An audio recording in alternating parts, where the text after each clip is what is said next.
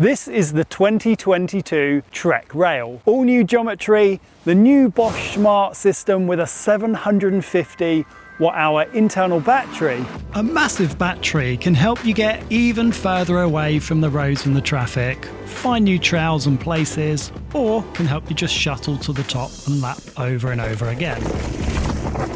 This new 2022 Trek Rail is fully loaded and taking e-biking to the max.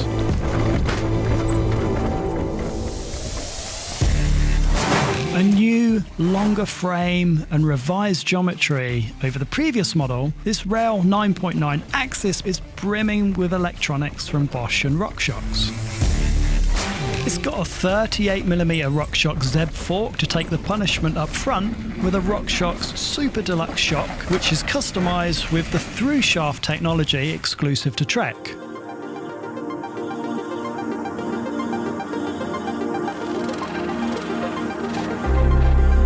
But does all this tech actually make the bike better, when the most important thing should be the way it actually performs? This is Trek High End, a total electric mountain bike. Aggressive geometry, massive battery, and it features new suspension tech from Rockshox called AirWiz that wirelessly monitors your air pressures. 150mm of rear wheel travel and 160mm fork, and it's even got adjustable geometry and is mullet ready. The previous generation Trek Rail was an outstanding bike, so be interesting to see if this one is actually better than the previous gen. So I'm looking forward to taking it out, trying to understand the new Bosch Smart System, the new geometry, and to see if this Trek Rail is as special as I think it could be.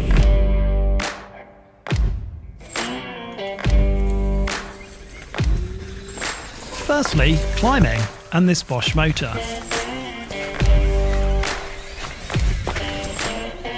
The rail has a steeper seat tube than ever before, which means you are perched further forward on climbs. When you're on the steepest stuff, getting up out of the saddle and positioning your centre of gravity low and forward is a technique that I like to use, especially as we have a motor to assist us and a suspension tuned to keep the rear traction high.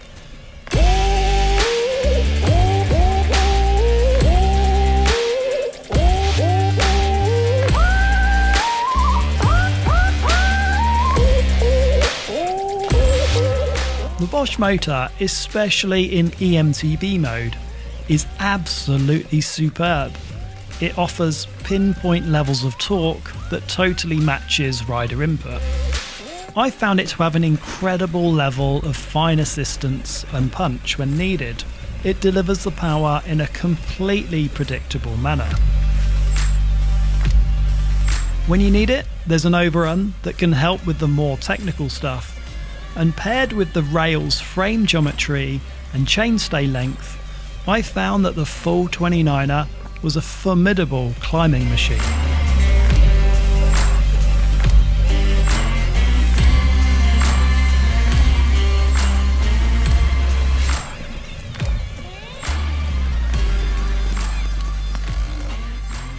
The climbing performance on the Bosch motor is just outstanding. It's my favourite motor out of all the current e-bike motors. You get an instant pedal response, kind of punchy, peaky feeling. Feels like a sports car. As soon as you give it some torque through the pedals, it just kind of takes off, and it's super sensitive. The other thing I love about it is you can start off on super steep hills and the pedals engage so quick and just give you instant kick. So you can just go. Also featured on the new rail is some pretty cool tech from Rockshox to help with air pressures. Now this is Trek's top model, the 9.9 Axis. So it's got some cool new tech on it called AirWiz, and it's got these sensors on the tyres called TyreWiz as well. So on the rear shock and the fork, we've got these little LEDs that give you an indication of the pressures that you're running, and if it's in the range that the suspension guide suggests, it'll give you a green flash. And if it's outside of the range, it'll give you a red flash. What it means really is it's super quick and easy to set up, and visually you can see if the pressures are in the right range, and on the app you can also see the exact pressures that are in your fork and your shock, and the same with the tyres. Now I check my tyre pressures all of the time. And the tyre pressure gauges, called AirWiz, wirelessly send your tyre pressures live through to your phone. So when you get the bike out, boom, load up the app and you can see the exact pressures that are in your tyres all the time. So the bike is oozing with technology. But how does a bike ride on the trails, the tech features and the descents? Because all that tech is great, but it's super important that the bike rides well.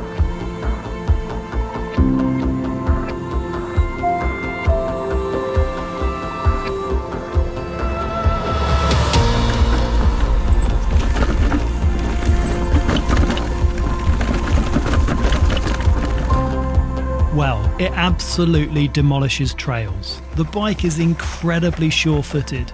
Its beefy, burly frame and components provide incredible levels of composure and confidence.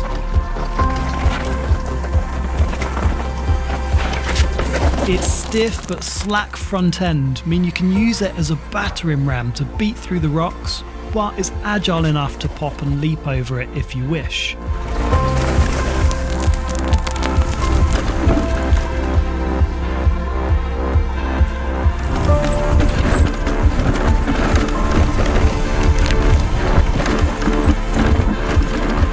It's massively capable, incredibly capable even. The Rockshox Zeb Ultimate on the front takes up all the chunk, and the stiff chassis along with the long wheelbase mean that it feels like you could ride down the side of a mountain in a straight line and leave a battle scar in your wake.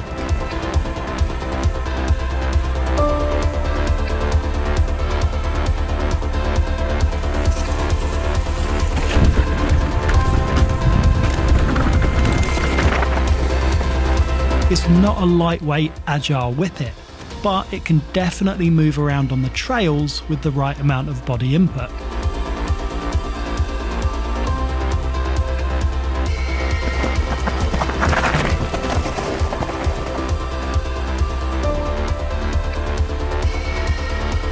You'll be reminded that it is an e-bike, as there is some clunking from the Bosch motor on the roughest of sections.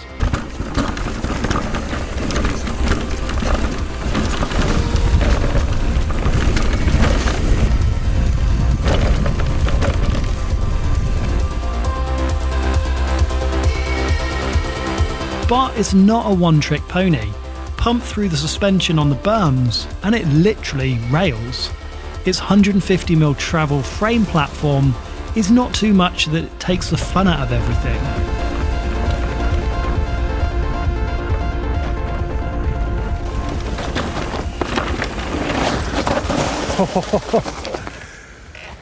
This handles so well. It is absolutely planted down all of the chunk, all of the rough stuff. The 29 front and rear just roll superb, and the extra length has meant that it is super stable. Trek rear suspension linkage, it's nice and plush just off the top stroke. And this Trek through shaft shock, I've got it in the middle setting, and the compression damping and the tune of the shock just work beautifully on the frame. And the Rockshox Zeb Ultimate is just such a fantastic fork. It's buttery smooth off the top, loads of mid-stroke. The bike can just plow through anything. It is so composed and so stable. I'm loving the performance of the bike. This is the first e-bike that I've tried that has the new Bosch Smart System. The motor performance is identical to the previous gen, but it has a new display, app and control unit. The components are not as tightly integrated on the rail, the screen is mounted directly onto the top tube. And what about that new controller? I'm not a massive fan of the controller. I do think it's a little bit fiddly. It's not the most tactile, but I have got used to it. But I think I'd like something a little bit less bulky, and I think I'd like the clicks a little bit more positive. It does feel a little bit mushy. One of the great things though is the walk mode is so easy to use. You just hold down and start walking, and then the bike's going by itself, which really helps on the steep hills getting back to the top. It's the easiest to use walk mode, I think, on any e-bike, and the most useful. It actually gives you some power. The display is very crisp, it's high resolution, and the other thing I've noticed is in the real bright sunshine, it's easy to read, and the frame rate looks really high if you're interested in that kind of stuff. You can take the display off quite easily, sprung loaded, so it's not going to fall off because there's a specific way of taking it off. But you can actually ride the bike without the display if you want to. I haven't seen any reason not to have the display on the bike. The only thing is it does stick out a little bit. You can see it's about, I don't know, 3 centimeters high of the tube. So it's not the most seamless integration. Doesn't bother me too much when you're looking at it, but compared to some other bikes on the market, it could be better integrated. But on the whole, I do like the display. After a month of riding the bike, I've built up a picture of exactly what I love about the bike and what I think could be improved. So I've covered over 300 kilometers on the bike, and I've ridden it in all kinds of conditions, from beautiful sunny days to brutal British winter weather. Let's start with some of the things that I think could be improved first, because like any bike, it's not perfect. And again, this is an expensive bike, so the expectation levels are always right at the top when you're looking at bikes that are at the top of the e-bike cost chain. So we'll start off with this, the key system for the rib battery. Now, the rib battery removable is fantastic. It's a great concept. I just wish this could be replaced with an Allen bolt, an Allen key. I just don't like these keys. I misplace them. Again, that's on me, but I think that these are a solution, solving a solution that doesn't really exist. I don't really see or hear of many battery thieves, and the lock system is quite heavy. The whole system weighs about 400 grams. And this is just an extra step that I don't like when I have to remove the battery. And while we're talking about the new Bosch Smart System, I do think that there was an opportunity to improve the existing controller. Not the most tactile in terms of the feedback that you get. It's a little bit clunky to use. You do get used to it, but I think there was an opportunity to make something better than this. But I do hold out hope that because this is so simple to remove, that there might be an adapted version, a simpler version for electric mountain biking. And we'll get onto the motor performance a bit later, which is, by the way, outstanding. There's an app that looks pretty slick, but it doesn't really do much. You can't export the rides to Strava. You can't do any kind of mapping on it. There's not a lot it can do other than customize the eco mode and the turbo mode. But I do know that Bosch will be updating that system over time, and hopefully in 6 months or a year, it's going to offer way more functionality than it does now. So that's the Bosch system. What about the bike itself? The AirWiz and AirWiz, they're great additions to the bike. They're definitely not essential, but to be fair, the kit works really well. It gives you the tyre pressures on the app. It's got the LEDs on the fork and the shock.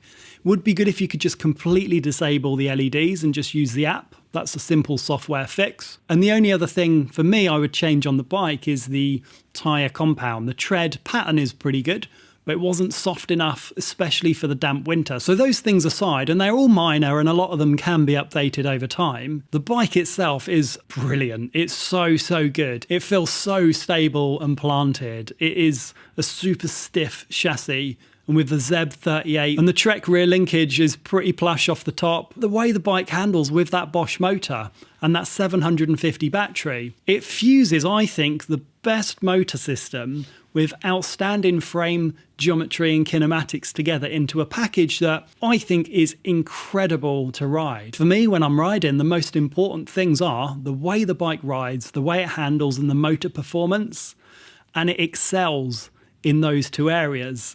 It is just so capable with the 160 fork and the 150 on the rear. Actually, it feels like it's fully enduro focused. It's got a fairly slack head angle at 64 degrees when I measured it, and paired with that Trek rear linkage, just feels like it can absolutely, and the name is in the bike, rail everything. As soon as it gets steep and technical, you know the bike is going to handle it. You can just point it down and just blast over stuff. Rock, chunder, roots, drops, jumps, everything. It just handles it all. And the climbing performance, the Bosch motor is just an outstanding powerhouse. The way that it picks up and engages instantly, and the way that it reacts to your pedal movement give you instant torque at the rear wheel. Now, a lot of motor systems do this, but the Bosch system does it with a certain finesse, and it feels really lively to pedal. And when you're climbing, you can be so precise on the pedals, and the moment you add a little bit more torque, you can feel that being transferred to the rear wheel. It's a really active feeling system, and you feel so connected to the grip at the rear wheel, even with that motor engaging, that you can put real fine levels of power through the pedals, and that transfers well through to the rear tyre, and you can feel that grip. And when you need the power, spin it up, give it a little bit more leg torque, and it just engages like super quick. It is such a sweet motor package. And with the 750 watt-hour battery, to me, it feels like we've reached peak battery capacity. I personally don't need any more than this. In fact, it was really difficult to run the battery out completely. Now, it is winter, the days aren't as long as they are in the summer, and I'm sure I could do it on a real long all-dayer, but I found the efficiency of the motor, so the way it uses that energy from the battery and the way it powers the motor, but the efficiency levels of it, really high. I love the 2929. It rides fast. It's so supportive in the mid-stroke. So for me, there is so much good stuff about the bike. The way it rides, it is so planted, gives you so much confidence. You can plow through anything, you can pop over things.